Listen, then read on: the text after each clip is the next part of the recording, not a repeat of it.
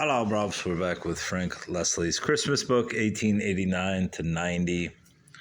We're still on Bonny's Fortunes, a story by Bonavia Hunt, I think her name is. Chapter 5, The Man with the Music. Do you think Bonny caught the man up? In the first place, it was growing dusk, and Bonny had only seen the back of the man from some distance off. But Bonny never stopped to think. All he said to himself was, I must hear that music, and off he went.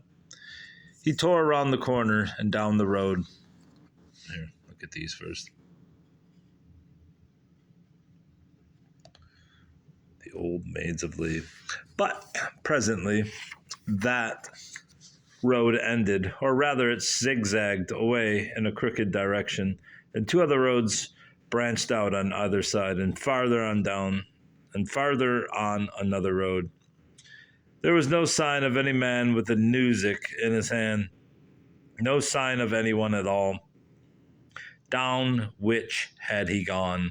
One led into the high road, and down this Bonny turned, simply because he always went that way, and it came natural to him.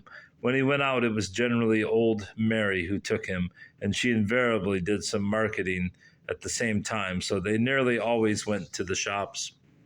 Now the man had gone that way, but he was still a long bit on ahead, quite out of sight. It would have been better if Bonny had given up when he came to those roads and gone home. He ran as hard as he could down the quiet street. He could see a man in the distance, and although he could not tell whether it was the man, he thought he would soon catch him up and find out. Presently the man disappeared among a stream of people. He paused a moment and then turned to the right. Now the man with the music had really gone to the left, so Bonny did not find him, although he ran ever so far. Of course, he was going farther away the quicker he ran. Some of the busy people noticed the little fellow and tried to speak to him, but he took no notice of them, only stared and ran past them. What they thought, I do not know, but they let him go. One woman laid her hand on his shoulder and said, Have you lost yourself, little boy? It's the Nan with the music, what I'm running after, Bonny replied. Did her goad up there? Be quick, then, and run along, she said kindly, and Bonny flew on, thinking she had certainly seen the man. He soon began to realize that the man was not to be found, and he stood still in the road and stamped his feet with anger and disappointment. I must see that music, he said to himself, but it was no good being obstinate, for there was no man and no music to see. He turned back very unwillingly, meaning to go home. For the first time he stopped to think how angry and alarmed they would be if they had missed him.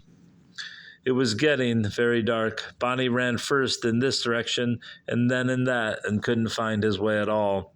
Bonny was growing very frightened indeed now, but he was really a brave little fellow, and he did not cry. As he ran on, he came to a railway bridge over the road.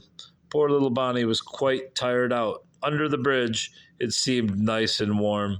There was a piece of stone jutting out near the ground, which tempted Bonny to sit down. In a little while, his head began to bob backward and forward. He fell asleep. After a while, a big man came along quickly. He stopped when he saw the figure of a child sleeping in the cold night air.